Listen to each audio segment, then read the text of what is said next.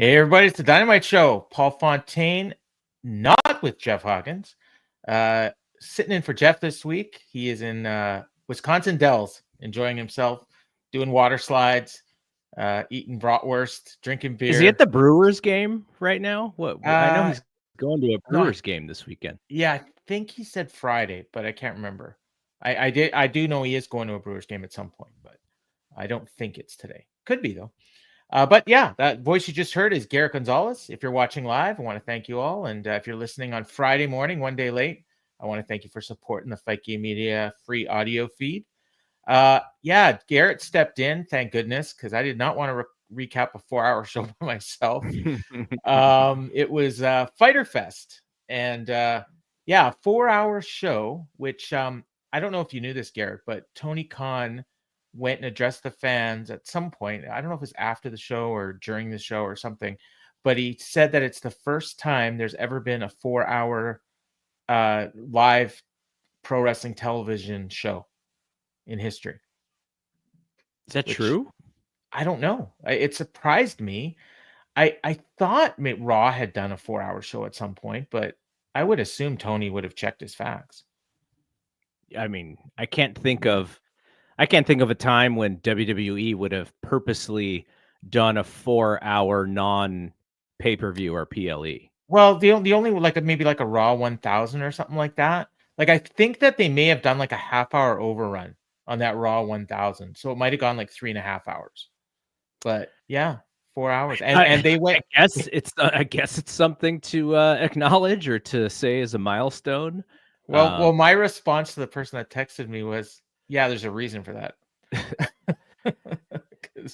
You know what I was thinking? I was like, okay, did it this one time. And I also tried to stay on top of it because I knew we were going to do this. And I was like, thankfully, I never have to do that again. Oh, until next week. It's like, dude, give us a break.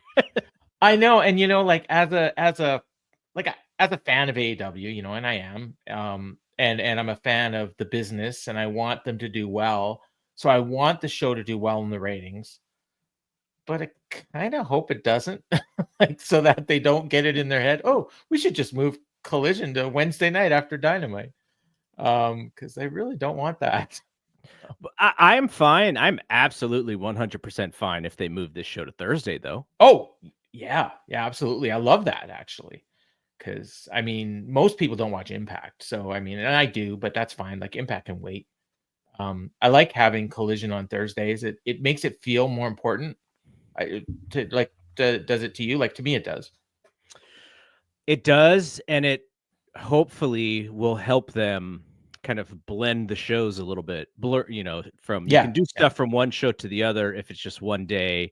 And then you don't even really have to recap it as much if it's on Saturday to remind people. It's like, oh yeah, this happened yesterday. Like it's a natural thing.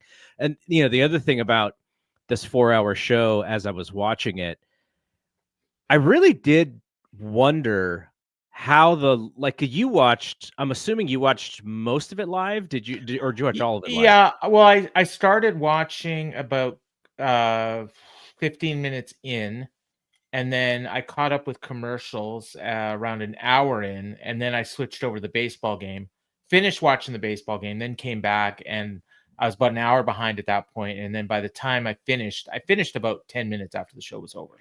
So I was almost live.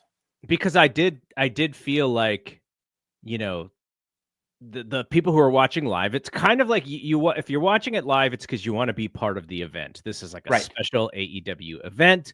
I'm an AEW fan. I want to support the cause. And so I'm going to sit here in front of my television for 4 hours. But can you ask them to do that again? And we'll see what the ratings are for last night versus next week. And if you can, and if this becomes like, oh, this is like a fun event, and maybe they do this once a quarter, I don't know. I guess it's not that bad. But it also, like with all the WWE content and with all the AEW content, like wrestling fans are the epitome of touch grass. Because they don't have any time to do anything else. All they're doing is watching wrestling. How are they supposed to do anything else and go touch grass because of these promoters who are just putting up so much content? Well, to be fair, like if you're already watching Collision, it just means you're changing your viewing habits a bit. So, I mean, actually now, I mean, Saturday, I mean, WWE's got the 2 shows, but a lot of AEW fans don't watch WWE. So now you got your weekend free. You can go to the movies, you can go out with your kids, you can do something else, touch grass, as you say. Yeah. Yeah, and it really felt to me like that third and fourth hour, like it really felt like a Collision that they taped for Saturday. Like Mhm. it actually did feel like a different show, which going in, I wasn't expecting it to. I kind of thought, it would feel more like a 4-hour show, but it really felt like a Dynamite and a Collision back to back. Like as I was watching it, like there was a noticeable difference. I mean, they changed the commentators. They changed the graphic. I don't know about the graphics, but they changed the stuff around the ring. Like it said Collision as opposed to Dynamite. So that was weird. But going in, they advertised it as Fyter Fest. Even on the tickets, it didn't say Dynamite Collision. It said Fyter Fest. Mhm. So in that sense, I kind of felt, well, they probably didn't want to tell people it was Collision. Well, who's the Ricochet's the only one that said it, right? I think so. I Yeah. think in his promo he said Collision. Yeah, because Ospreay just said later on tonight. Yeah. And They, same they thing. mentioned the 4-hour block a couple times. Paragon may have said Collision because when they said it, I got the impression that their match wasn't going to be on this show. So when it ended up being the main event of Collision, I was surprised because I was like, oh, because they said it was going to be on Collision. And then I was like, oh, okay, yeah, I'm watching Collision. I literally was typing that in the Discord as because we were all speculating, well, what's the main event going to be? And everyone was assuming it was going to be the 4-way for the ROH title. And I didn't even think about that. I actually just thought it was going to be Tekla's match. I was like, oh, maybe they just put her on at the end. Yeah, and some people thought that too. And man, if it would have been that, it was like, wow, they really, they really are treating her something special. And then it was like, no, it was like the 7th segment on the 15th segment on a 16-segment show. So one thing I want to Yeah. say before we actually talk about the 4 hours is this time that we're recording the live stream, so this is just for the YouTube folks, is the same time that Jeremy and Stephen Conway usually do, speaking of strong style. So I reached out to Jeremy and I said, oh my gosh, I just forgot that this is your time. And he's like, don't worry about it. I know this is kind of like a fluky thing. This is nobody's fault. So we're stepping on Jeremy and Steven's normal live stream time. I looked to see in the live streams, and there's equal amounts of people in both of them. Good. So I'm glad that they are having their folks watching them live as well. So, but I wanted to apologize to them and also just tell, Jeremy said, don't worry about it. So we're stepping on them. And Fernando of the great Fernando is watching both streams. So what a gentle human Fernando is. Okay, so here's the thing. You and I talked about this when we were talking about NXT, was the Tyra May Steele debut match. Now versus this Tekla debut match. I liked the Tekla debut match better if I am looking at it as I'm telling you that this somebody is special. Oh yeah, I agree. I wasn't even thinking about that, but I don't think there's any question. I thought Tekla came off as a much bigger deal than the real deal, Tyra May Steele. I don't know if that's her nickname, but it should be. And Tyra May Steele has every possible advantage that you would want in someone who is debuting on NXT. And they found a way to make it mean even less. Like, I was appalled by the whole thing. It's like, and you know how I feel about them not using her real name. I think it's like really silly. But then it doesn't bother me. But then to promote it as, what if Kurt Angle was like Aaron Gold? Like, he would have been a jabroni. Like, Kurt Angle is Kurt Angle because it's like a real dude and he had real pedigree.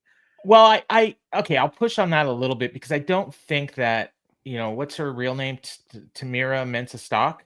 Yeah. I don't think that that's a well-known name to wrestling fans. Like, I don't think there's a lot of WWE fans watching the Olympic wrestling. I could be wrong. But like, I know with Kurt Angle, maybe it was the name it's a name that's easy to remember, and it was a good story. He won with the broken neck and all that. He was in ECW before he was in WWE, so he had a little bit of that going for him. So, like in that sense, yeah, I mean, changing his name would have been dumb. It is dumb that they changed the name, but I mean, they obviously wanted those initials. They kept the same initials, TMS. I don't know why they change some people's names. They don't change other people's names. But like just looking even at NXT, Mariah May came off as 10 times a bigger star than Tamara, whatever her name is, Tyra May Steele, came off as, I thought. And they put her, and this is not an NXT show, so I kind of went a little bit ahead, but we'll get to the Dynamite thing. Yeah. They put her in a spot where it is very clearly not her strength, which is to be in a skit with Baby Santino, whose entire gimmick is to be in skits and not in the ring. And so it's just like this weird booking. I don't know if they were like, well, we're going to see if she can swim. We're going to throw her out. This is what NXT is, brother. And I was like, come on, guys. The message that they told me, and I assume you as well, is if you were even thinking about watching that LFG show, don't bother. Because like Jasper Troy and her won, and Jasper Troy was booked even worse last week than she was this week. So yeah, but yeah, I do think she'll be impressive. I think she will rise to the top because she's so talented athletically. But there's also a possibility where she's like, this wrestling stuff is kind of weird. I may go find and do something else. Well, I did watch LFG, and I did watch. I've seen her on Level Up last year, and she's got unique charisma. She's really good in the ring when she's in with the right people. And there was that one match that everyone was raving about with Kendall Gray. And I mean, they're both green, but they both have legit chops. And they had a really good match. So I think that there's, I wouldn't write her off at all. She reminds me of Willow with her personality. So if she can get that over, she even does a pounce like Willow does. So there is some of that. So we'll see what happens with her. I guess to summarize, I was just impressed with the Tekla debut. That's what I want. Absolutely. To see when we see debuts like that. I wish that it would have been on Dynamite, but that's the only criticism I have. The actual execution of it on her end. And the other thing is I would have wanted that video that they aired last week. After she did the attack, that's when I would have aired that video. And then maybe again this week. Because that video was awesome. Because I have no familiarity with Tekla. Yeah, me neither. Yeah, so yeah, that was good. But so this 4-hour show kicked off with Will Ospreay, and he was all over the show. And I saw numerous people commenting that he felt like the main character of AEW on this show, and I would agree with that. Although I don't think, and again, opinions are going to vary on this. I didn't really like this promo that much. There was a lot of this rah AEW stuff on there. Although he did mention at one point that the product sucked, and the reason is because of Jon Moxley's champ. I think what he meant to say was the only thing that sucks about AEW is that you're the champ. Yes, but I think so too. It was just an unfortunate thing. The other thing about this promo is it was kind of all over the place. And in our Discord, Dan Cirque, he had said something to the effect of, well, I'd rather that kind of thing than the written out promos that are like very specific and the same. And like, I don't disagree that for most occasions, I probably prefer the unwritten promos, but when you have a clear directive of the story that you want to get across, it's probably better producing to make sure that those bullet points are buttoned down, because he turned Swerve heel and babyface like 3 different times. I know that's the issue. And Fernando brings up that it's a bit repetitive. And I would agree, because there was points that he kept making like over and over again. Like I think he used the term big boy pants like 3 times when he was talking to Leo Rush. Well, Leo Rush came out after and brought the room down. And they set up a match for later on in the night. But this whole storyline that he was talking about, where it's like the fans, when he brought up Swerve, the fans started chanting, "Whose house? Swerve's house," and it threw Ospreay off. I don't think he was expecting it. And then he goes to them and he's like, "Well, if Hangman doesn't beat Mox, he isn't going to have a house." And it's like, so you're telling me that the company's going out of business if Moxley wins?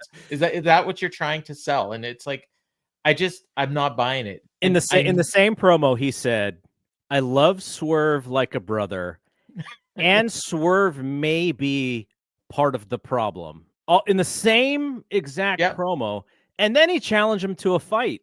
yeah, And I was he's like, like, okay, there's like multiple different emotions here. And I don't mind the emotions as long as he gets them out in the right way. Like there needs to be, now this is just storytelling, and I don't think Will mhm, has to do this in every promo, but you kind of need, if you're trying to get to point C and you start at point A, the thing has to flow in like a linear fashion so that the fans know where you're going. When you're kind of bouncing back and forth, all it does is confuse people. And I think mhm, we understood where he was trying to go. I also give him the benefit of the doubt because I think he has a rare connection with that fan base when it comes to promos. Like I think they're into what he's saying, and they feel him. And I think part of that is because he's been very human and he's been very honest about his trials and tribulations in life. So the mhm. fans kind of trust him because he's honest with them. And I think that is a great connection that he has. And so they're going to be willing to go on this wild ride of confusion in a sense more than they will with just about anybody else.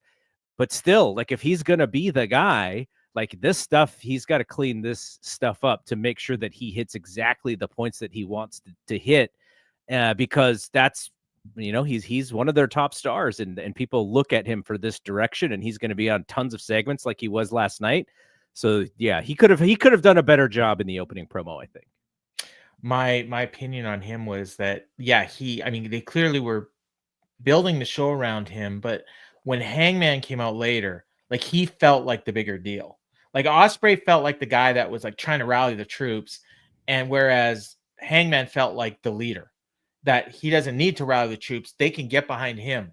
You know what I mean? But he's going forward, and you can follow me or you can do what you're doing, but this is where I'm going. Whereas Ospreay is like trying to pull everyone in his direction, and Yes. so yeah, by the end, he called out Swerve, and I guess they made a match for next week. Although by the end of this promo, I wasn't even sure if they were doing a match. Like I thought maybe they were just going to have like a confrontation. But no, like they are doing a match next week. So that I mean that's a big match for. It's a big match, but it's the same issue that I have with this stuff is like my initial instinct was I wish this was on pay-per-view because then Right. I could enjoy it and I don't have to worry about breaks and I don't have to worry about them doing specific spots before the picture in picture and the same rhythm as normal TV matches. Like I want to see these guys actually have a pay-per-view match. So that was my only thing. But otherwise, like, yeah, it's a fantastic match to make for television. Yeah, and I assume whatever happens will build to whatever the two of them are going to be doing at All In. So I like that too. And then so after he calls out Swerve, then out comes Leo, and he just, he kind of got in Will's face, told him that the only thing that sucked about AW was Will. So he asked him for a fight, and Will accepted, and so they're going to fight later. So that's The cool. funniest thing about this to me, so that music starts playing, and Oh, Will and Tony look at each other and they're like, who's coming out? Like, we have no idea who's coming I out. had no idea. I thought, and I watched Collision, and I'm like, is this a new guy appearing? Like, and the fans had no idea, and they Unless the idea was to make Leo and Andretti seem like goofballs, the right reaction was for Will to be like, oh man, I know who this is. Or, oh my gosh, I can't believe these guys are interrupting me. Instead of like yeah. going like, who are these guys again? Like he kind of big timed them. But again, I don't think he purposely did it. It's I just the Will I, wonky personality. I almost wonder if he actually didn't know. Like, you know It's what I mean? very possible that he didn't. Like, I mean, obviously he knew he was going to be doing a match with Leo Rush, but yeah, I mean, he probably didn't recognize the video, the music, because nobody else did.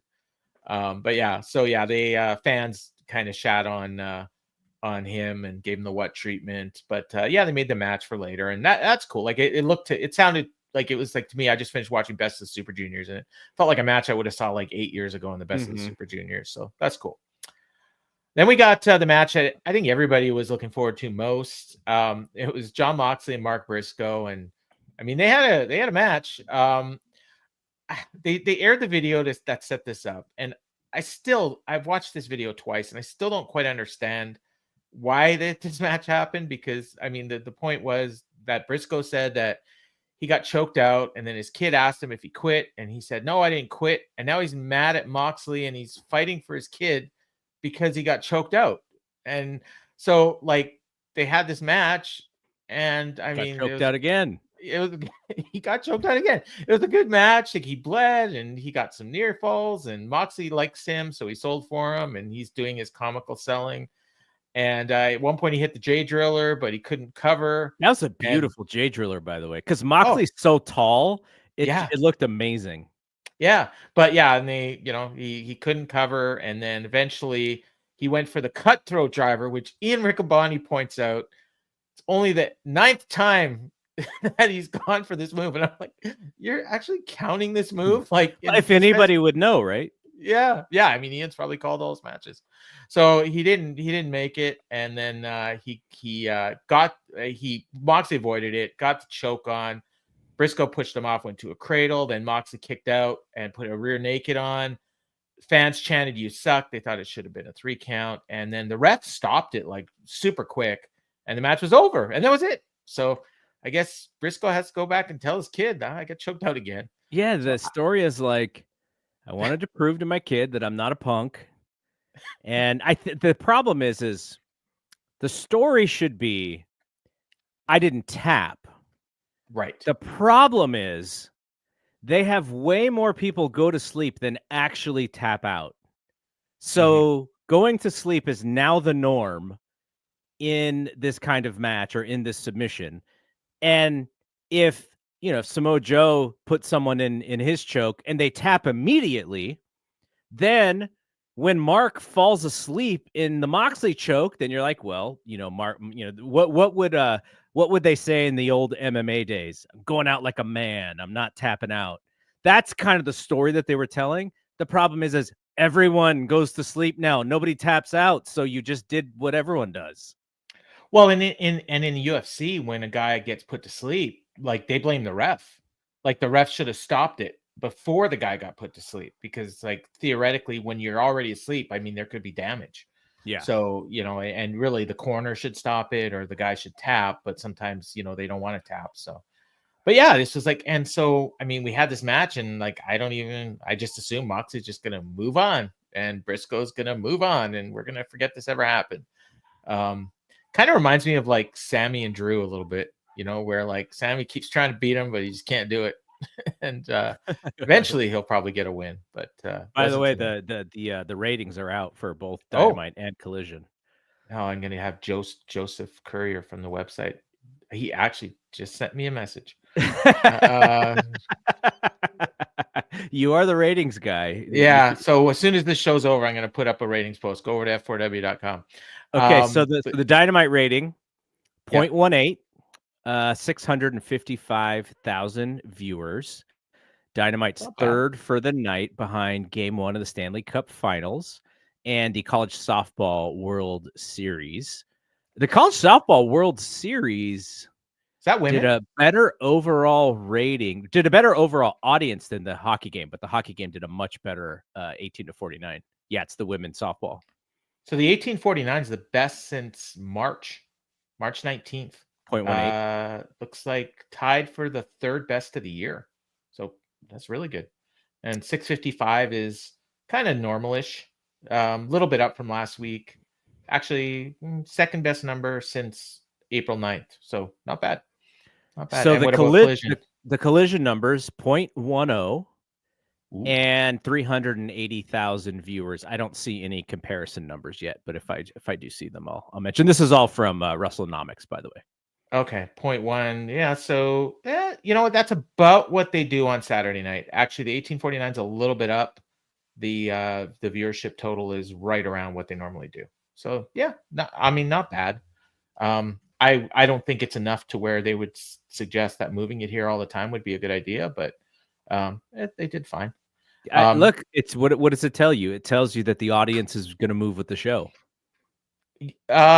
Yeah, I mean the Collision audience. Yeah, I mean the people that are watching are like the most loyal. Although I do think we got some people watching that maybe normally don't watch Collision, and there's probably going to be some people that normally watch Collision that maybe didn't even realize it was on. So because some people just set their DVRs and watch the show. So that's cool. Yeah. So good news for them. We got the same Misco video package. I think it was the same one that they aired last week. They aired it again. So that's kind of weird. I don't know why they keep airing video packages for a guy that we've seen a million times, but yeah, it's trying to make the Grand Slam shows feel even more special than it does.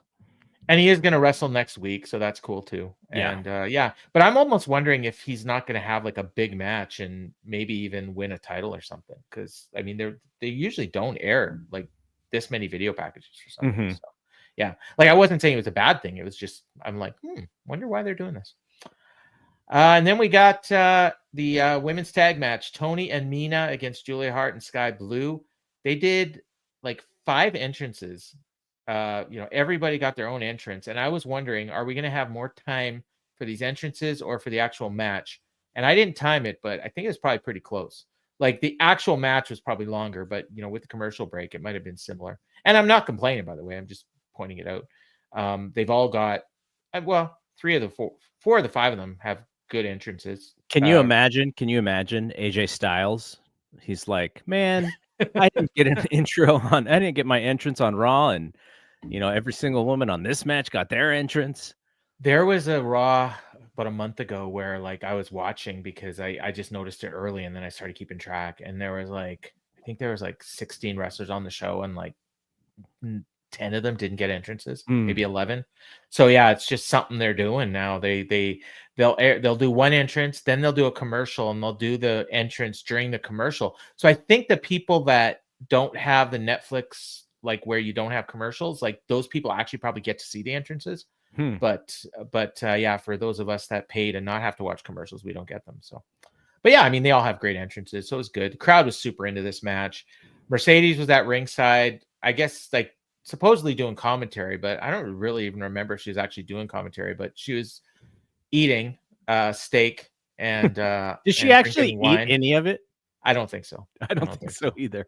No, but there was a lot made of the fact that the steak was well done, and some people really took offense to that. It has to be well done on television. Like it can't be drippy and juicy and red on television. It's just people will be kind of grossed out.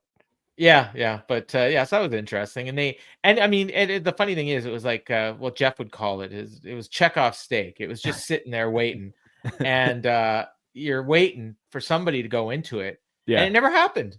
So I kind of like when that happens, like when they when you think something's going to happen and it doesn't happen. So it was good. The match was fine. The match was good actually.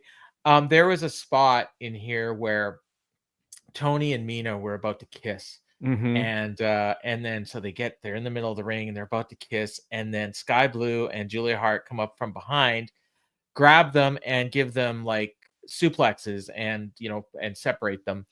And then later on, Skye Blue's boyfriend Kyle Fletcher was in a match, and it was the Outrunners. They were about to do their elbow. And Kyle Fletcher and Konosuke Takeshita did the same thing. They went behind them and suplexed them both before they could do their elbow. So I thought I think they might have done that just like as a bit of an Easter egg, because it was, the couple that both did the exact same reversal. I liked the Toni Storm and Mina thing, because it's like, Toni Storm is a satire on a lot of things. And it's like the Mega Powers lip lock. Like if you go back to, late 80s wrestling and Hogan and Savage, and they're doing all this goofy stuff together, and they're trying to do the handshake, and they're selling it for all it's worth. Like that's what they were doing. They were just selling it for all it's worth. And at some point, they'll get it. They'll hit the kiss, and it may even give them superpowers after they hit the kiss, and it'll lead to the finish or something. I don't mind. I know there's going to be some people who complain about a lot of the hijinks in that match. I actually find it I found this specific match very endearing when it came to that, because that is part of the shtick. That is part of the character. It is part of what Toni Storm does. There was early on in this Timeless this timeless character. She couldn't get away with it because people just were like, you're taken away from the match. But I think she's figured out when she can put it in and it doesn't take away, and when she doesn't need it because it takes it away. I think she's a much better in-ring person around this character than she was. So now there's going to be a balance, because every time they do this spot, people are going to go crazy, and then they're going to want to do it even more. They're going to still have to keep themselves in check there.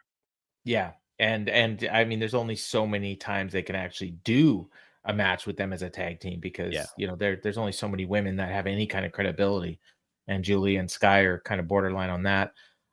Julia at one point did a rope walk, which was, but, and it's funny because there was like 3 different rope walks on this show, and Commander did like by far the best one. But then there was another one later on too. I think I'll have a take on Commander when we get there. Okay.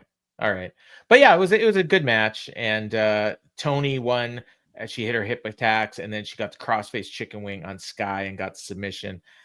And then the real story was after the match, where Toni went to I want to say Mariah. Sorry, Mercedes' table, and she started to eat her steak, and then she didn't chew it and swallow it. She put it in a napkin, and then she started drinking her wine. She was getting the wine all over herself. But it was funny, and then Mercedes was just outraged that Toni was stealing her meal. So yeah, you know, that's a fun little thing. And then they set up a thing for next week. So next week it's going to be Toni and I think Julia with Mercedes on commentary again. So I don't know. I was really nervous while Toni Storm was eating this steak, because she takes this giant bite, and I'm like, okay, she's going to get to a point where she wants to drink the wine. And I'm like, okay, there's not a lot of time. So she's going to have to figure out how to quickly chew this and swallow it. And then finally she was like, nope, not even going to. She takes the napkin and spits all of the meat in the napkin, throws the napkin to the side just so she can take the swig of wine. So I was very happy, because I thought she was going to, I was like, you're going to choke. Please do not choke on live television. Yeah, that would not have been fun. And then we got a backstage segment with Will Ospreay again with MJF, and he basically just said, you know what, you're getting in too many people's business. Stay out of it. You can't beat Hangman, so if he wins the world title, you're not going to be able to. And then Ospreay didn't want to hear any of it. He said, you're selfish. I've been thinking about AEW, and I said, you don't want Hangman to win because you can't beat him. And then he was out to leave. Max asked how his son was doing, and that was too much for Will. He gets in his face. But MVP and Hurt Business show up, and Will had a stare with Bobby Lashley, and surprisingly, people chanted for Bobby. But I guess I shouldn't have been surprised because they're in Denver, and that's his kind of his hometown. So, but it was weird because Ospreay's positioned as a clear babyface, and yet at one point they're chanting Swerve's house at him, another time they're chanting Bobby. So I'm not sure if he was connecting as much with these fans as he does with most fans. So it might, you also don't want to overexpose him at the same time. You don't want it to feel like he's being pushed down your throat as a wrestling fan. And I also I feel like, if they keep doing this with him, it may turn into something where, and I compared him in the Discord to Sami Zayn, to where he's like that character that everybody likes, but he's kind of getting involved in everybody's business, and he comes off as a bit annoying at times. And that's just kind of how I felt. And I think most fans don't feel that way, but it's just how I felt watching it. So. Well, you had the story of Hangman and Ospreay on this show was, for Hangman, less meant more. Mm-hmm. And for Ospreay, more meant less. Yes. Yeah. Good way to put it. Then we got a Hurt Syndicate promo live in the ring, and fans, as I mentioned, were really behind them. And then they basically tried to heel. MVP said, you used to be here, but now you live in Texas. So what do you think of Denver? And he did the gimmick that he did with MJF with the thumb, where he's like hovering and then he put it down. So the people, like, they booed, but they were kind of laughing. Like, I don't think they really hate Bobby at all. But then there's one point where they're doing like the Yankees thing where they're chanting for people like Lashley, and then MVP points at Shelton. They go, Shelton. Points at MJF. They all boo. I like that too. But yeah, so he did a promo. He's like, this is where the best wrestler, where's all the best tag teams? And he said, they're in our imagination because they don't exist. Then Max talked about how he wanted his title back. He said he might have to start wrestling more. And he brings up Mystico. And he said he can't be the best wrestler in the world because he is. So I'm assuming, maybe it's going to be Mystico and MJF at Arena Mexico. And I plugged his movie that's coming out, Happy Gilmore 2. And he said Mystico is just a big fish in a small, stinky pond. He did not say Netflix, by the way. He did not. I didn't notice that, but yeah, good point. I wonder why. Next week he's going to be there to watch Mystico's match, and if he's worthy, he might let him wrestle at Grand Slam Mexico. So yeah, that's definitely happening. And then out comes our good friend Speedboat and Commander and Kevin Knight returning from New Japan, Best of the Super Juniors.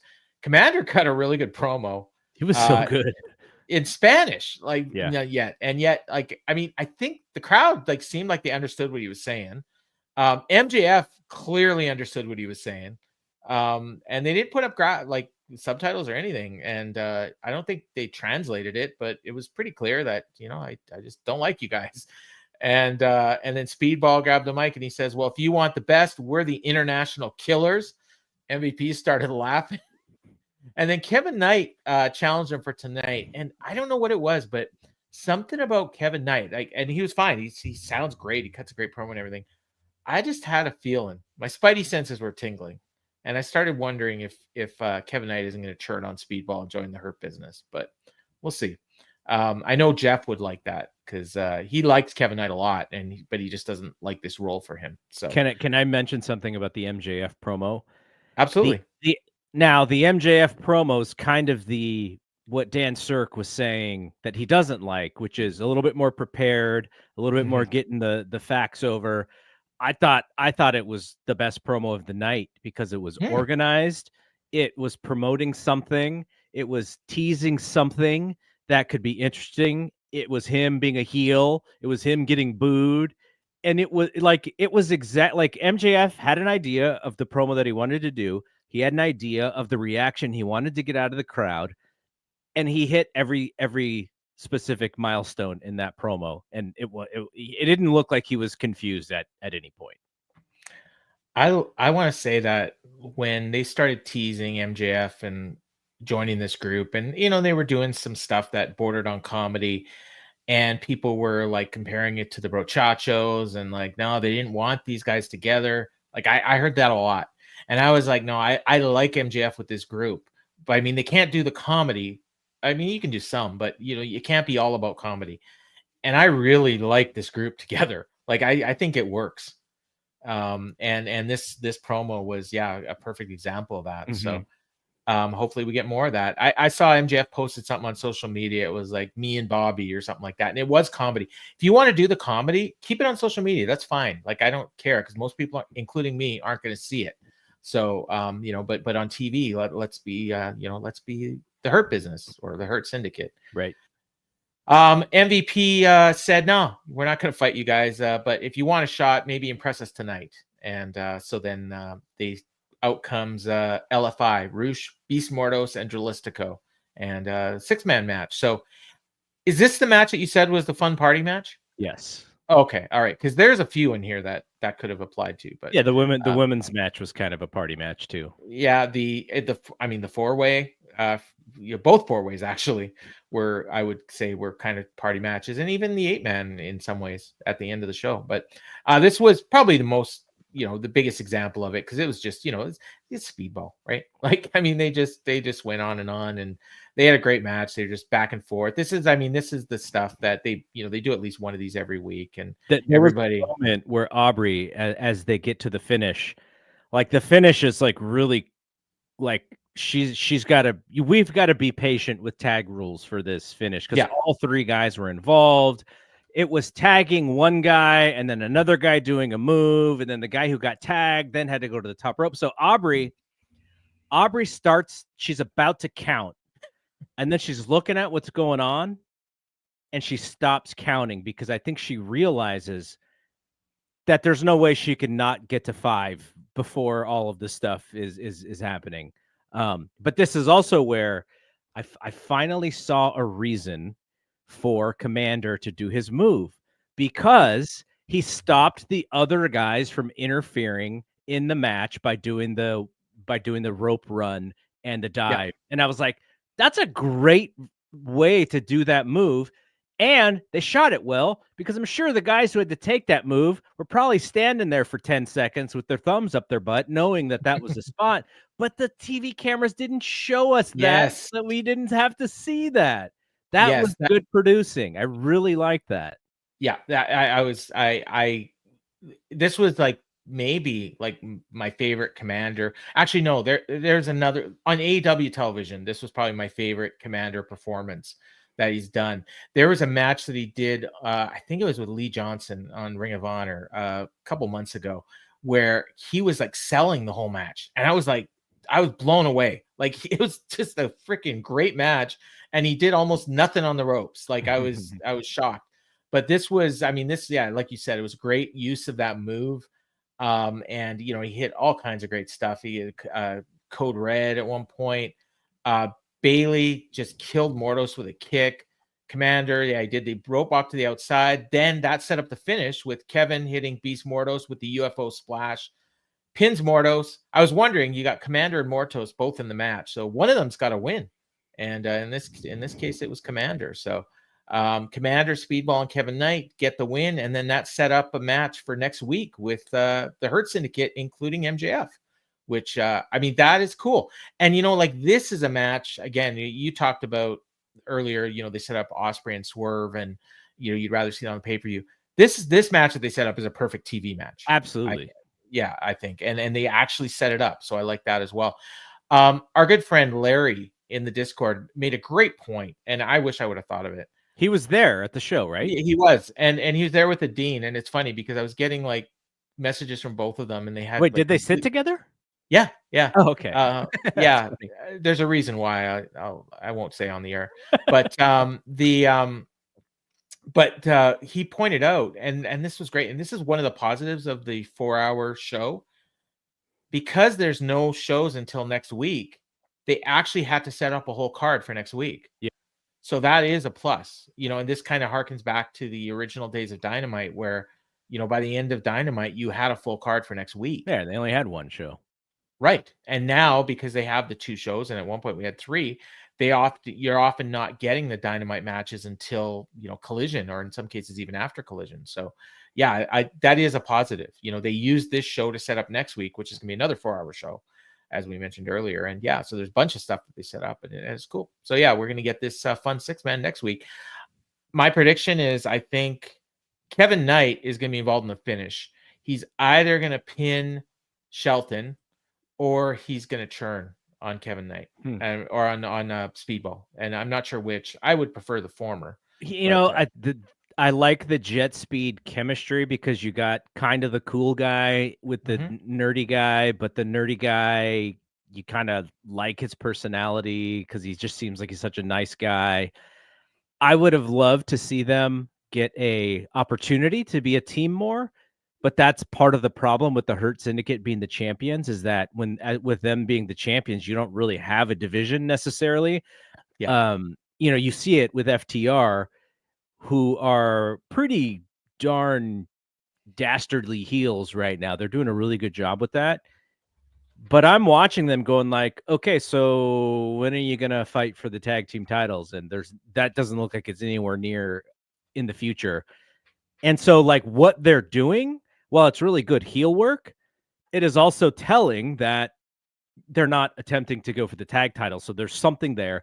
But basically, I'm saying I would love to see Jet Speed together, but if there's no real tag team division, it kind of does stunt them.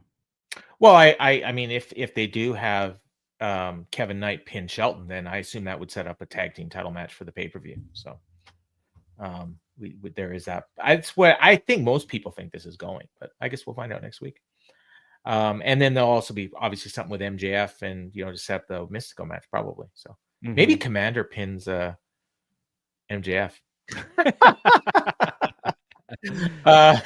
He should at least get a crazy near fall in MJF. Yeah. So Paragon and Daniel Garcia did a promo. I'll be honest with you. I didn't take notes. I zone out. Like I watched it, but I got no idea. As soon as these guys start talking, I just zone out. So I mean, as they far set as up I a match for remember, it later. was only Cole and Garcia talking. I don't think the other two guys said a thing. Doesn't matter. Actually, the one thing I would point out is Kyle O'Reilly had a new shirt on, and it was a vast improvement on the other Paragon shirt. Yeah, Adam Cole and Roderick Strong had one Paragon shirt on, and then Kyle O'Reilly had a different Paragon shirt on. Yeah, well, the one Adam Cole and Kyle, or the one Adam Cole and Roderick were wearing, are the ones that they've all been wearing for the last month, and it's terrible. It's got like Paragon separated as two words and just a goofy logo, and the colors suck. Kyle had this black shirt with the gold writing of Paragon as one word with like a lightning bolt behind it. It looked cool. I mean, I wouldn't wear it, but I'd be 10,000 times more likely to wear that shirt than I would that awful blue one that Adam Cole and Roderick were wearing. So, anyways, they set up a match with the Callis family later, and Garcia agreed to team with them. So, I assume again this is eventually leading to Adam Cole and Kyle Fletcher doing a rematch for the TNT title, or maybe Josh Alexander. I'm not sure which. Then we got a promo with Christian and the Patriarchy.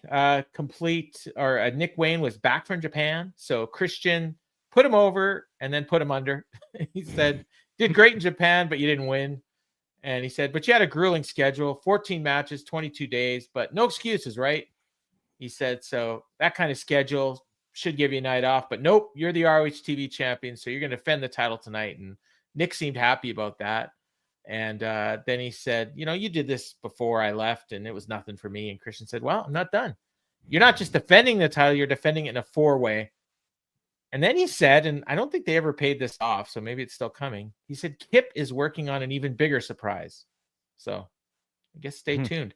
And then he promised to, I think it was here where he said, I'm going to go lie down with your mom or something. The thing about these two guys together, Christian is the ultimate promo pro when it comes to speaking slowly, letting things sit. And Nick wants to jump over every single line that he says just because he doesn't have the experience, right? And I'm sure that when you're doing a promo, like silence, like 2 seconds of silence probably feels like 20 seconds of silence. And you're like, oh, I got to jump in. So Nick is actually, I think he's getting a really good education from being with Christian in that way.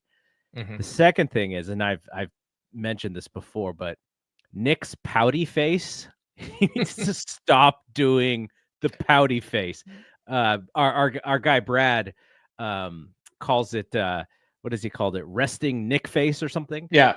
Like that's just his normal like he needs to actively make sure that he doesn't do that, because what the thing that he is saying is that he's sad or that he's pouting about something, when that's what he's not doing. It's just his normal face. So he needs to show a little bit more a little bit more variety in the kinds of faces that he gives per the situation. But again, super young. I am very high on Nick. He's got to get some of these things down, but I think he's going to be so good. And they're probably going a little bit too slow, or maybe a lot too slow with him, because I think there are things that he can do right now in the main event, not in the main event scene maybe, but kind of, watching how WWE sees like a top prospect, Braun Breaker. I'm not comparing the two because I think the upside of Braun is quite a bit higher, but you see how even if Braun is in the mid card or the upper mid card, you can tell that they have plans for him. And I would like to see more of that with guys like Nick and guys like Kevin Knight. Whereas I think Kevin Knight they're probably doing a better job with Kevin Knight.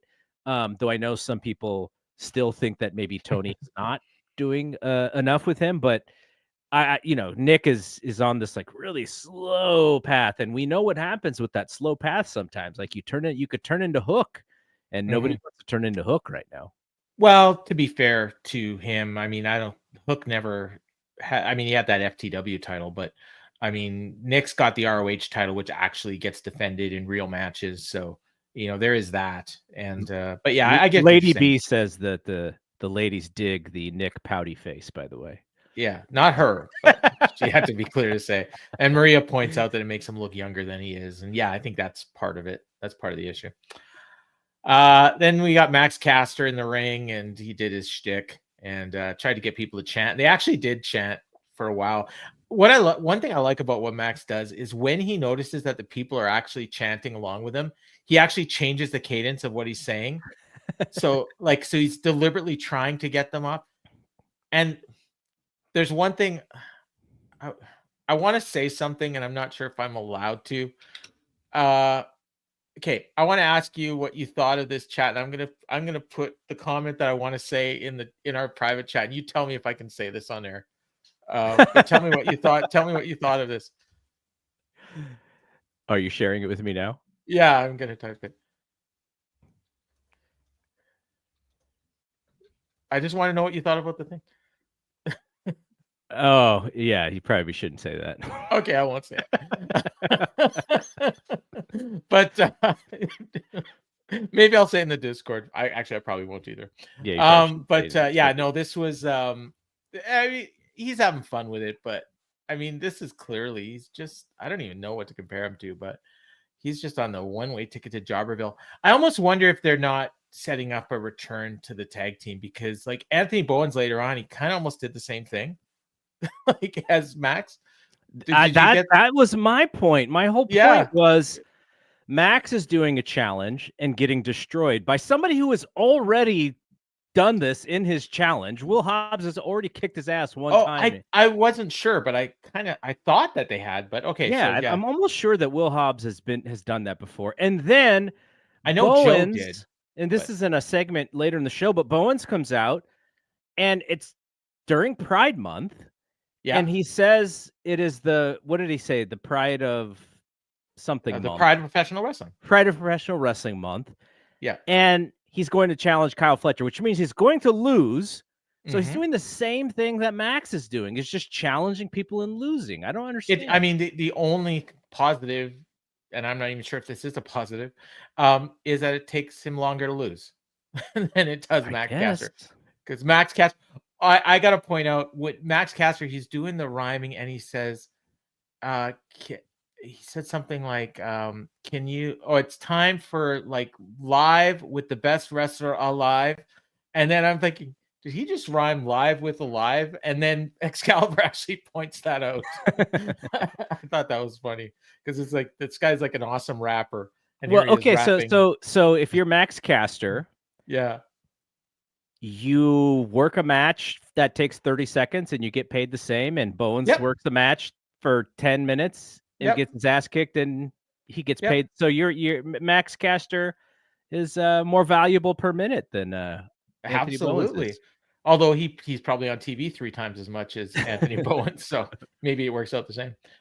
So Powerhouse Hobbs answered the challenge. He killed him. And that was that.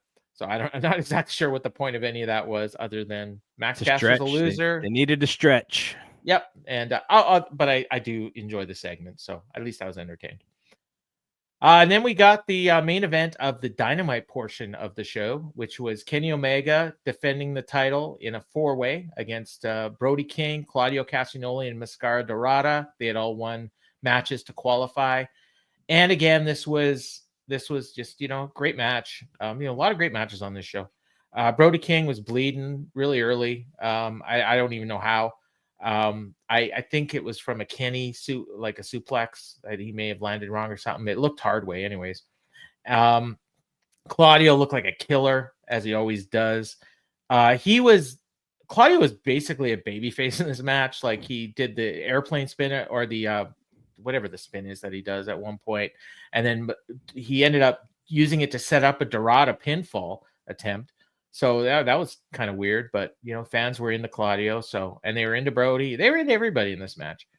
And Omega was, the weird thing is like, I would say Omega, the only negative, and it's a small negative, but it was a little bit of a negative. Omega didn't really stand out in this match, I thought. Mm-hmm. I don't know if you noticed that. Like, it seemed to be all about Dorada. This was an interesting one because I'm a giant Omega guy. I have been of the opinion that the story of this year could have been the Kenny Omega as a babyface world champion story. That is not the story that they seem to be telling. He's not even involved in this stuff with the Death Riders. He's on this whole other island with his programs. And we finally get a Kenny Omega match on television. There's not many, rightfully so. He should be special. Mm-hmm. And it's in this convoluted four-way where the AEW way to do a four-way is to try and shine certain spots on every single person. The only person I cared about in this match was Kenny Omega. Yeah, that's fair. I like the other guys are great, but you're talking about, do I care about Stone Cold Steve Austin? Oh yeah, and to a lesser extent, I care about some of these other guys, Owen Hart and some of these other, like the star of the show is Stone Cold Steve Austin. So the shine should be on him, but that's just not the way that they did this match. There was a moment in this match where I think Omega got crushed in the corner, and I think Dorada also got crushed in the corner. And like you said, they were trying to make Mascara Dorada stand out because they are doing this Grand Slam show, and we want to shine on the luchadors. Taz goes, "Oh yeah, I forgot Dorada was in there." Way to go, Taz. Amazing. Yeah. Amazing. Yeah. So when your announcer doesn't give a shit about certain people, like, why should I give a shit? It's kind of one of those things. But yeah, I agree with you. I said it in a sort of a convoluted, long way that I agree with you. But I just want to see Kenny Omega be great. And it's almost like his own television show stops him from showing his greatness. And I don't understand why. I think Kenny would have had a better match with any one of these three guys in a singles match, than this four-way was. But I get why they did the four-way. Yeah. And one thing I also noticed, and I don't know if you did, or maybe is Kenny's hairline receding a little bit? Because he's got the hair pulled back at the same. Yeah. So I think that puts more focus on it. So, and it's probably also because I've been watching some of the early Dynamites. Like whenever I have like a spare, like 15 or 20 minutes, I'll throw on like an old episode, and so I'm seeing Kenny from like 6 years ago, and seeing him now. So there's 6 years is a long time, right? Like yeah. Oh yeah. Jeremy and Stephen Conway and myself are going to do a show on the very first Okada Omega at Wrestle Kingdom. And I was doing a little bit of research. That match is over 8 years ago. Wow. The first one? The first one in the Tokyo Dome. Yeah. I think it was 2017. So that would be almost 8. That would be over 8 years ago. Yeah. Think about where we were 8 years ago, right? Like that's a big part of your life is an 8 year, 8 year. I wasn't even podcasting yet. So. Yeah. So yeah, we can. I'm sure we're going to talk about the Okada thing right now. As I'm watching these guys, I in the back of my mind I only thought about this because I just did observe this with my buddy Draven, and we talked about it a little bit. Has there ever been more pressure to do a match if you are comparing to your old matches than this match in wrestling history? It's hard to say. The one that sprung to mind, and it's only because they put the pressure on themselves, was like Edge and Orton, but I don't think that's even in the same universe.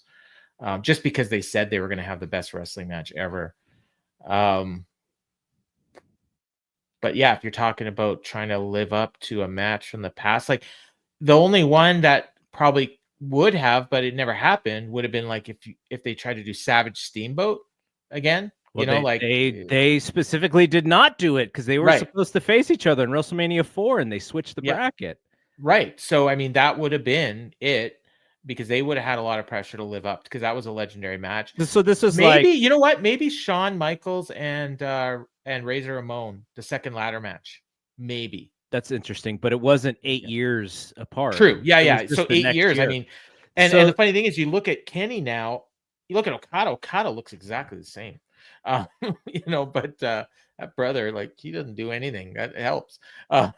Whereas Kenny is busting his ass every match. Sorry, I jumped. And Kenny is also a lot bulkier. If you look Mhm. back at the 2017 version of Kenny, he's a lot slimmer. He's so much more muscular and bulky these days. But this would be like if The Undertaker and Shawn Michaels were a top match at WrestleMania 33. That's the age difference. Yeah. So, well, what was the time frame when they did that match in Saudi Arabia? That was terrible. Yeah, that would have been 20. I don't know if it was in Saudi Arabia. Was it in Saudi Arabia or Australia? I forget. I can't remember. I didn't actually see the match. I want to say it was like 2018 or 2019. I think it was Saudi because I know I didn't see the match, but I just heard how bad it was, and so that would have been like that was like 10 years. Yeah, that would have been like 9 years or 10 years. Yeah, after. So not that much different. Not that much different. And it sucked. Yeah. Sad. Well, yeah, and the thing is, like you said, I mean, I think Okada is still in his prime, but Kenny is clearly, I mean, he's awesome, and he may be the best in the world still, but he's clearly like not at the top of his prime anymore. I would think. Here's another question. Yeah.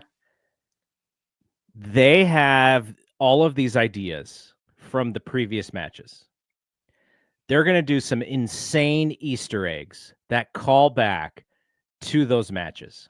Mm-hmm. How much of the AEW audience is going to have no clue really what they're calling back to? I imagine I won't. So that's probably a good barrier, somebody that's watched all 4 of the matches, or a good indication, I should say. I would say very few, unless Excalibur tells us. That's the key, right? Yeah. So this is interesting because I think Brian had mentioned on Wrestling Observer Radio that next week, in addition to the contract signing, they're also going to do a video package, like a historical video package. It would do them a lot of goodwill, and I think it would create some nice content, even if it's on YouTube or social media. I wonder how much it would cost to license those matches from New Japan and to put them on their YouTube channel for like for a month. Like I don't know if people even do deals like that. What would be awesome is if you had Kenny Omega doing a watch along of those matches and talking about the matches on the YouTube channel. Yeah, that would be fantastic. Talking about the psychology of it. People would eat that up. I mean, maybe he could do it on his Twitch. I don't know if he does that stuff on his Twitch, but because the thing about that is, I think the diehards, like, again, mentioning our buddy Brad in the Discord, he's going to say that, he's going to do that. He's going to watch all of the matches again. And so by the time this match happens, that stuff will be fresh on his mind. Mm-hmm. But the sickos, as Curryhead is saying in the chat, but maybe the sickos will, but I don't think that's going to be the majority, right? No, but I mean, the fact is these guys, like, even if you don't pick up on the Easter eggs, I don't think it's going to hurt the match. What it's going to do is the Easter eggs will push the match. It's going to be the difference between a 5-star to the next level. Yeah. Yeah. Like to where Dave's going to give it 6.5. Like, I think 6 is like 6 is the floor for this match. Here's what I'll say. Yeah. My worry is that the expectations are going to be so high that no matter what they do, people are going to see it as a disappointment. But I felt the same way with Omega and Gabe Kidd. Yep. And they exactly flipping over-delivered. Yeah. So my hope is that I'm wrong. That's the leader in the clubhouse right now for the match of the year. So that's what Omega and Okada have to look forward to. And I think they can do it. But again, right there, I'm putting that expectation out there that they're going to beat the best match of the year, and this is like, they haven't done anything yet. Would you Lady B brings up actually what I was just going to talk about. TK should pay money to do one of those music video montages featuring one match each week leading up to All In. Are there enough great Guns N' Roses songs for that? If you want a Guns N' Roses song, I'd use Civil War, which works for Kenny and Okada because they were part of the Elite, and Okada turned on him. And there's some lines in there that can work perfectly with some of the matches. My personal favorite would be Burning Heart. If they could get that from the Rocky IV soundtrack, that would be so perfect for this. Two men, rival nations. Is it East versus West or man versus man? Come on, like it's perfect. First off, Lady B knows better. I don't have any Guns N' Roses songs in the back of my mind, though. If she would have said a hip hop song, I could have come up with a few. But yeah, no, I'm out on the Guns. Like it's fine. Like let Tony find the Guns N' Roses song. That's more towards his. To answer the question, there are enough. There's definitely enough. It's whether or not he wants to pay for them. Yeah. So they did. Okada came out, confronted him, and they did a short brawl, and they probably did more stuff together in this brawl than they did in that match that they had a couple of weeks ago or a couple of months ago, whenever it was. It was good. It was good stuff, and Okada ended up nail him in the gut. Went for the Rainmaker. Omega avoided it. Went for the One-Winged Angel. Okada avoided that. Got out of the ring. And that was cool. I think Omega accidentally hit him in the mouth. Okada was bleeding. And then they announced, they said later on there's going to be a special announcement. Spoiler alert, they announced Omega Okada is going to be at All In. And I was shocked that people I'm not shocked that people are excited for the match, but I was shocked when they made the announcement, there's a lot of people that apparently didn't know that they were going to do it. I think they did, but it's like one of those things where, and AEW is really good at this, which is you are leading people to believe that something's going to happen. So when you finally announce it, they feel really smart. And I think that's more what it was. But I saw people now they're going to buy their tickets. And it's I assumed they've sold 15,000 already. Those are people that were expecting to see Omega Okada. And I guess there was a lot of people on the fence that, hey, I'm not going to buy my tickets till they announce it. So now that they've announced it, maybe they're going to sell. I think maybe that's just the excuse. They're like, I'm not really buying my tickets until the end when they get discounted. Well, to be fair, I remember they set up when they set up Omega Hangman.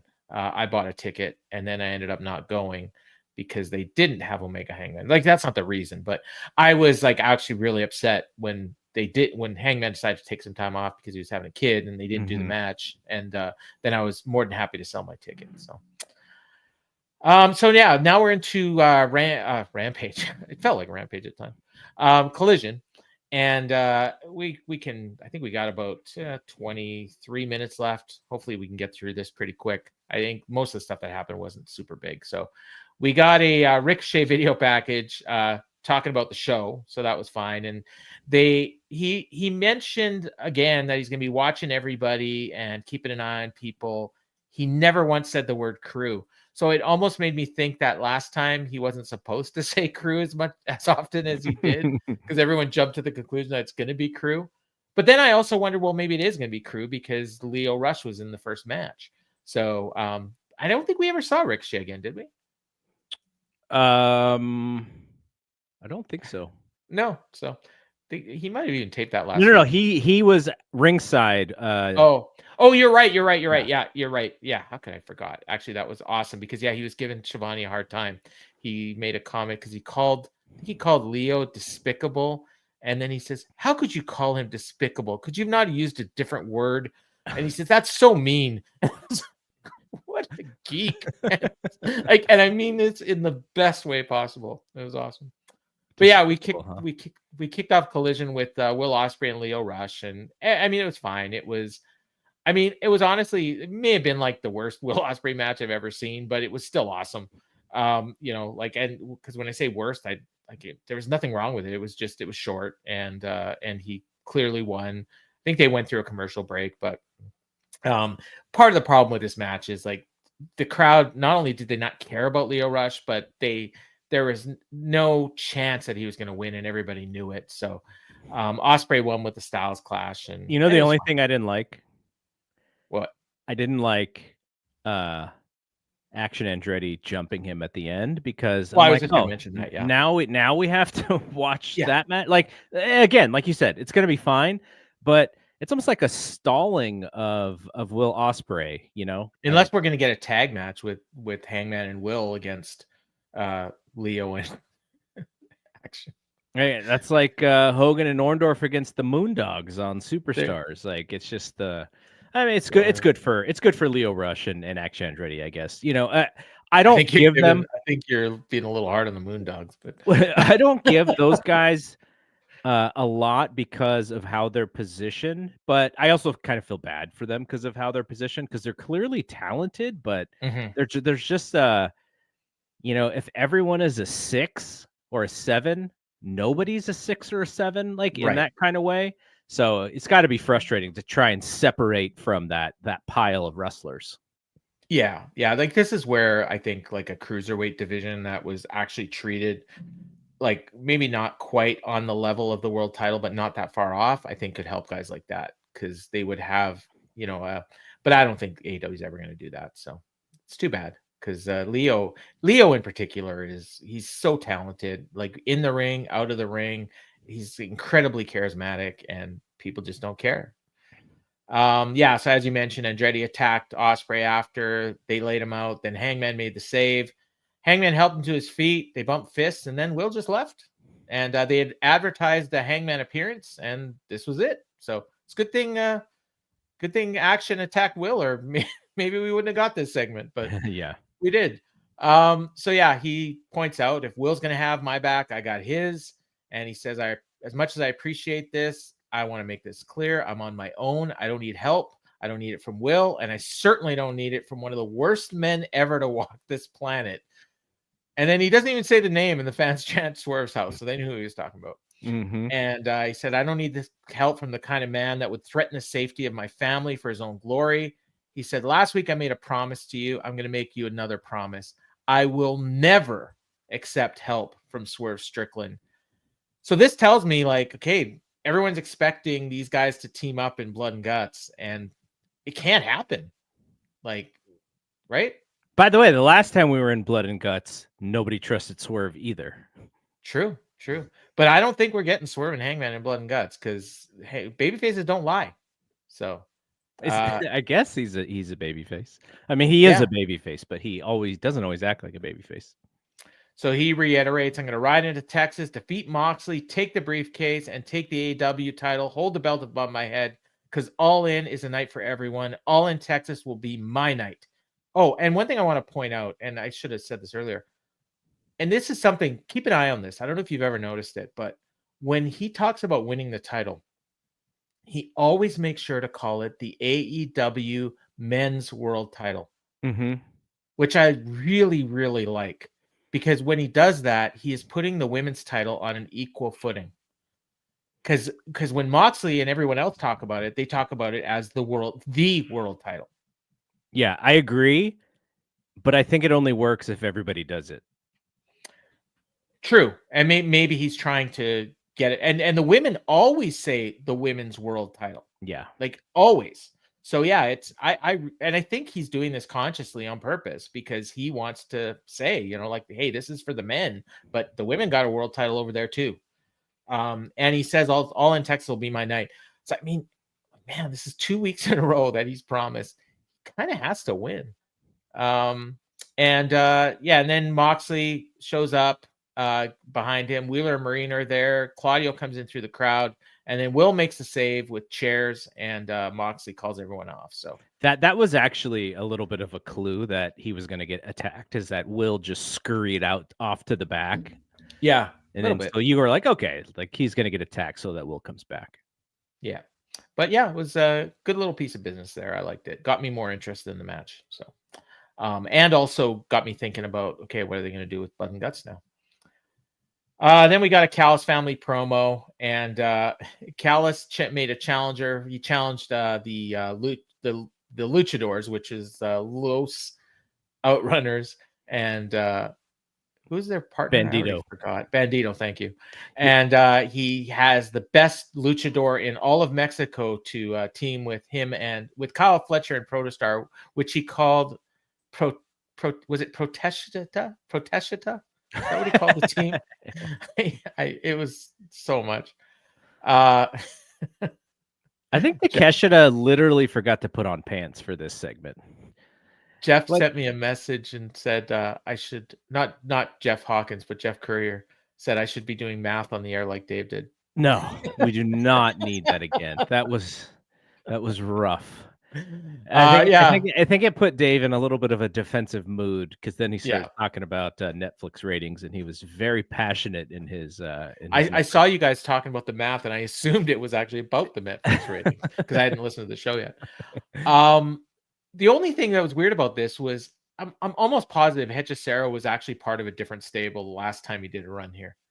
I can't remember which one it was, but he definitely joined another stable. And here now he's in the Callis family. So I guess these luchadors just go where the money is. Hey, you can't say that because that's what the bookers say about the luchadors, man. Well, it's what everybody should do, honestly. It's smart. Like Jeff Hawkins says, get paid. And speaking of luchadors, next up we got FTR against Atlantis and Templario, and this was set up by an awesome segment on Collision, and they actually replayed it, I think, so that was cool. You know the one problem with this, and I'm interested in if fans who are looking forward to this Grand Slam show are going to be familiar enough with all of the luchadors, because if you follow Lucha Libre, like the masks are very distinctive. Like you see a mask and you're like, okay, I know who that is. I know who's coming out. And sometimes when I watch AEW, I don't really know who's coming out until I can either get like a better look at them, or I see the Chiron and I see who it is. That is going to be interesting for that show, because when Atlantis came out, I was trying to do the luchador math in my head, going like, okay, who haven't we seen yet that is under contract to AEW? And then when I saw the graphic, then I was like, oh, okay, I would have never thought about these guys really. And you didn't watch Collision, right? I didn't. So that's an interesting one about how they'll handle that during the Grand Slam thing. Is our fans going to know, or maybe they just don't care, and that's fine. I think the big thing about that show is just going to be the fact that it's in Arena Mexico, and that those fans going nuts, and that in that sense the draw is actually the building as opposed to the actual matches. The one thing about this was, I think when they set up this match, they were also Dax was talking a lot about Atlantis, was obviously Atlantis Jr.'s father, who still wrestles, and he's 62 now. And I think he did a match with Bryan Danielson at one point, or maybe I'm mixing it up. I know Danielson did one with Blue Panther, so maybe it was that. But I have a feeling they're going to do FTR against Atlantis and Atlantis Jr.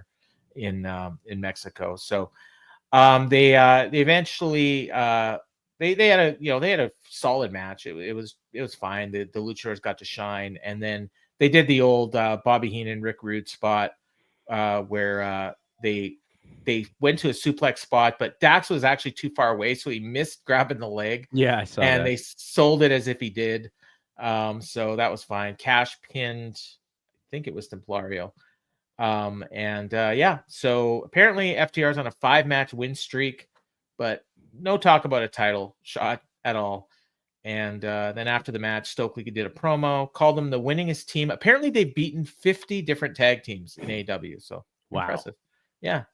And everyone falls to FTR. Dax got the mic and he just shat on Denver.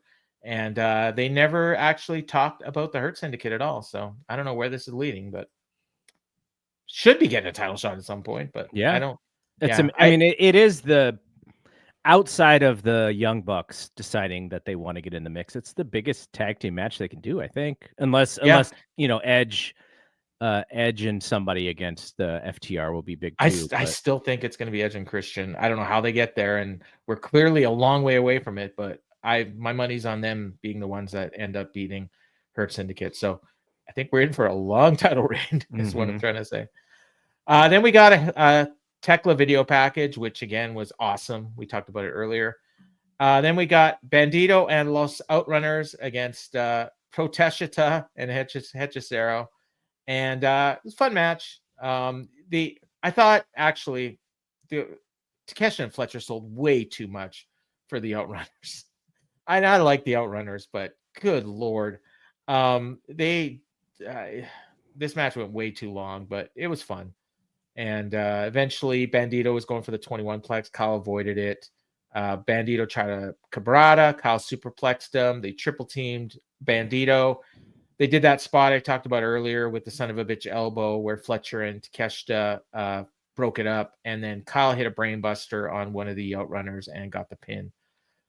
There was some fun stuff in commentary here where the announcers were making up names for the outrunners, Los Truth and Los Turbo. And Tony's like, you just made that up.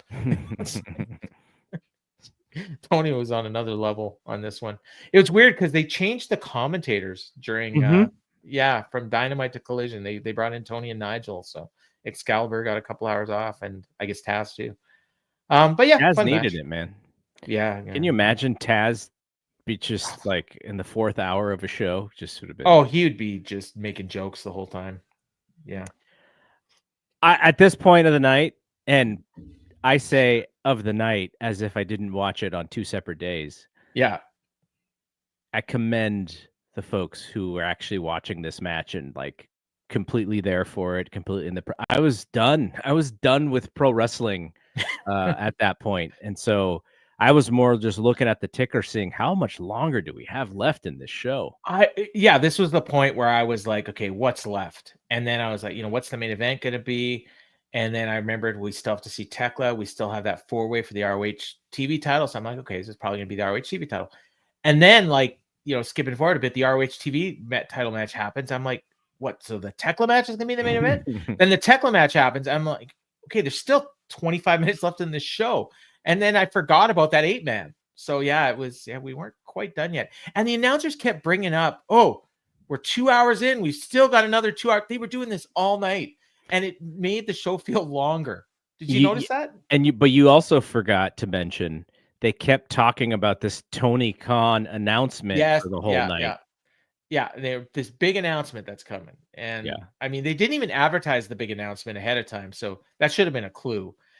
And actually, I saw some people in our Discord right away said, oh, it's probably the Omega Okada match. And, there's all kinds of other things people were bringing up, women's tag team titles. I actually thought they might do a stip for Hangman Mox. That could be a big announcement, but no, it was the Omega Okada match, which they would announce before the main event. But first we got, and again, as if there wasn't enough on this show, Penelope Ford and Megan Bayne just show up. They beat the crap out of Anna Jay, I guess backstage, and they dragged her out to the ring, and they're about to do the F5, and then Penelope says, no, do it on the ramp. And then some music hit. And it was Tay Mello. And she returned, broke it up with a pipe. Security ran down to break it up. And we're going to get next week the return of TJ to wrestle Penelope and Megan Bayne. Oh, my daughter's getting a little upset. You can probably hear it in the background. So speed this thing up a bit. Yeah, she's like, come on now. You guys are going to go as long as... I told her 6 o'clock my time, and it's like 4 minutes to 6. So she's ready. So we got the Anthony Bowens promo we talked about earlier. I don't think we need to say anything more. Challenge Kyle Fletcher for next week's show. So that's going to happen. Poor Anthony Bowens going to get his crap beat out of him on Pride Month. Then we got Nick Wayne against Sammy Guevara, AR Fox, and Lee Johnson. You'll point out that I never once before this mentioned who they were fighting because I don't think it was important. I didn't know. No, well, they put it up on a graphic, but okay. I mean, I don't think it was important at all. I would say it was Sammy Guevara's return to Dynamite, but again, this was Collision, so it wasn't. So they just had a match. AR Fox is always over as hell. I have no idea why. Eventually, Nick retained the title, hit a Fisherman Buster on AR Fox, got the win. Match was fine. Christian grabbed the belt after, start celebrating, but then he put the belt on Nick's shoulder, and they hugged, and that was it. So I don't know. Yeah, it was a fun match, but again, when you're in the 4th hour of watching stuff, you're like, okay, I've just about seen every single spot in the previous hours that we're going to see in this match, and the same pacing, the same style. That this is their style. I'm not even being negative about that, but it's not like they changed it up to change it up. It's just like, it's just the same thing that we've been watching for 3.5 hours. For people that have not got the ROH service, and I canceled it actually last month, but this match is exactly like an ROH main event. That's what it was. Then we got the Tekla match, and it was just announced as Tekla in action, making her debut. So it was Lady Frost was the opponent. I mean, I think you probably could have guessed that. She seems to always be the opponent when it's somebody in action. And it was a quick match. Tekla won. She looked real good. She hit a forearm, got a bridge, speared her, submitted her. It was perfect. I don't think Lady Frost got any offense, and that's exactly the way it should have been. She looked awesome. And then she fish hooked her, attacked her after the match, and your girl, Queen Aminata, came down. Yeah, threw a high heel at her, broke it up. So Queen's going to be taking another L next week. The Queen is like super lean. Talk about someone who's already very fit and athletic and, on the skinnier side. She's like looking even leaner. Yeah, and she did a promo after, challenging to a thing, but I don't know. She did not seem very convincing. It was like at the end of the show, I think it was like I'm not sure the expression she was trying to portray, but I think it was supposed to be like a live thing. So she just got done interfering and saving this person, and then cut to the back, microphone in your face. You have to like immediately talk. I think it was kind of one of those things, but it was, it wasn't like this super prepared taped thing. It was like a live reaction to Queen Aminata and what just happened. I kind of liked it. I liked the way that they did it, but it's not like she had anything great to say. No. She was just like, oh yeah, you and I are going to fight now. They set it up. So then they did the huge announcement. It was Tony Schiavone announced Omega Okada at All In. I guess the big news is that they announced that it is going to be a winner take all match. Mm-hmm. So the winner will have both belts. And I was immediately wondering, like, okay, the Continental title normally has a 20-minute time limit. So how's that going to work? But I brought it up in the Discord, and a number of people pointed out to me that apparently the pay-per-view matches have not had a 20-minute time limit. So that was something that I don't think they've made that super clear. And they probably won't explain it either. It'll just be whatever it is. Yeah, and that's fine. I mean, if they combine the belts, or if one of them's going to defend both belts, I mean, they can do either one of those. I see a lot of people saying, "Oh, they just combine it and call it the Intercontinental title." Mm-hmm. I mean, that's probably what's going to happen. Then we got the main event, which again, they could have ended the match the night here. Like, this main event was completely unnecessary. It was RPG Vice, Josh Alexander, and Lance Archer against Paragon and Danny Garcia. And I'll be honest with you, like, without looking at my notes, like, I have no idea who even won this match. Like, that's how little it mattered. Mine got cut off. Hulu cut it off. Yeah, you didn't even see I didn't even see the finish. Because they didn't overrun. Actually, I think, was there like a picture-in-picture that they cut to before? Because I feel like I got cut off in like some sort of commercial segment. Like, I didn't even get to see what was going on. Maybe, like, we don't get the picture-in-pictures up here all the time, so it's possible they did, and I didn't see it. But it was during this match that they talked about it. It may have been in the overrun, so that's why you didn't know that they plugged the fact that there's going to be a video package for Omega and Okada next week. There you go. So eventually Cole got the win, super kicked Rocky, hit him with the boom, and pinned him. And it's a decent match, but again, if this match didn't happen, I don't think the show would have suffered, and we would have got it finished earlier. So, do you think Adam Cole looks at the booking sheet, like if they even have a booking sheet in the back? I don't know how they tell the folks what the matches are, but do you think he looks at the thing and he goes, "I'm in the coldest spot on the show again"? No, he's like, "I'm in the main event." Oh my god! I can play video games for 3.5 hours. Oh, the poor guy. Yeah, no, I don't know. That guy, like, before he came to the AEW, he may have been my favorite wrestler. Maybe Tomi Ishii probably was, but he was right up there. And now it's like, I don't even want to watch him when he's out there. Like, I just find him so boring. But he's a champ, so that was Fyter Fest, Dynamite and Collision, and they're gonna do it again next week. Yeah, how are you and Jeff going to do Summer Blockbuster? I was just going to talk about that. So, yeah, it's Summer Blockbuster. And that was at some point tonight. They announced that was the name of the show. I don't think I'd ever heard that before. I think Maybe when they did the ticket on sale. There were some press materials that I Okay. saw with that term, and I always thought it was funny because it was in Portland, and Portland never really has summer, I don't think. Like, And just always summer dark and gloomy. Summer doesn't start till June 20th. That's another thing. But they do spring breakthrough in like February in Milwaukee. So Beach Blast, I think they did 1 year. Didn't they do it in Milwaukee on like Lake Erie or something?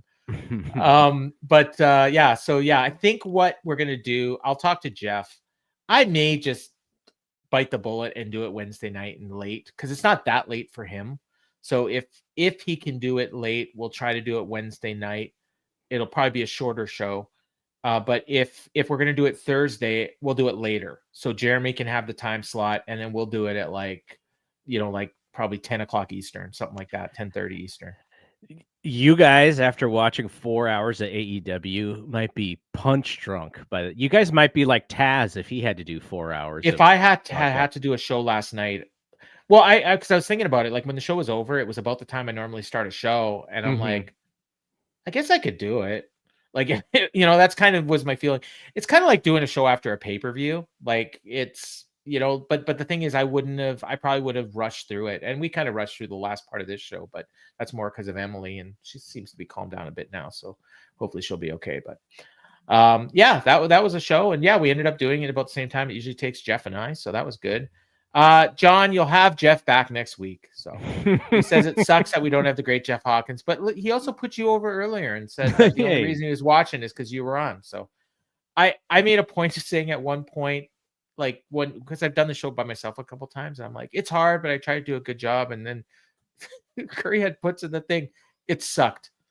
Thanks, John. Everyone else is like, oh, it was good effort, blah blah blah. And John's just, no, it sucked. Like, by the way, I agree. I'm no Jeff Hawkins. This is his seat. I am just keeping it warm so that he can take a break and he doesn't have to worry about this stuff. But when he comes back, he's going to have the seat, so you don't have to worry about it. And I'll just warn everybody now, about a month from now, maybe a little bit over a month, I am going to be taking 2 weeks off at some point. So I don't know what's going to happen with the show, but we'll let everybody know. And we are going to be doing a bonus show at some point this month. Transferring Heat's got to pick the show, so he wasn't on the chat this time, so we'll hopefully hear from him next week. But we're going to do a bonus review of a classic Dynamite, so got that to look forward to. Garrett, you got anything you want to plug? No, because I'm not sure what we're doing this weekend at some point. So obviously Power Bombshells are Sunday morning. Every week they do their show Sunday morning, and they're getting like a really good audience every Sunday. So shout out to Sam and Mel. I think Sam is out of town, so Mel may have a substitute for her as well. But either John and I and Jeremy, or Jeremy and I, will probably be up Sunday night talking about Worlds Collide and Money in the Bank. I have stuff to do on Saturday, so I probably won't be done watching both shows Saturday night in time to do anything. And so we'll probably push it to Sunday. And I'm just not sure if John is going to be with us or not. So but there will be something Sunday night for people who feel like they don't have enough stuff to watch or to listen to, or we'll be there for you if that is the case on Sunday night. All right, and then you and I will be back hopefully Monday with the takedown, and then I have to talk to you about that because I have a dentist appointment, so we may have to find a different time to record. But I would still love to do it, and plus it's not a heavy lift for us. It's like 40 minutes. So so stay tuned. We'll announce, and I'll also announce on X, and Garrett will send out a note as well from the Fight Game Media account once we decide what we're doing with next week's Dynamite show. But try to do it on Wednesday night, but if not, it'll be Thursday night. So I wanted to tell you one thing before we get out of here. When you close this show, I find it hilarious that you say that you have been Paul Fontaine, because you're always Paul Fontaine. That is who you are. And so when you say for Jeff Hawkins, I've been Paul Fontaine, it still works. I just find it hilarious because it's just my thing. It works. And I always listen for it because I'm like, I wonder if he's still Paul Fontaine after he signs off of the show. Like maybe after the show is over, you become a different person. And then when you're back on the show, then you're Paul Fontaine again. on Grandpa Des after. No, that works too. Yeah. Works. So, and we always throw in an Easter egg after we end the show too. So if you're listening, I think you only hear it on the audio feed though. So. And sometimes it even gets cut off, so I have to cut it off because it's like mid-sentence. So, but if I get a full soundbite of Jeff making some sort of sound effect at the end, then I'll keep it in. All right, cool. All right, so for Garrett, I've been Paul Fontaine, and this has been the Dynamite Show.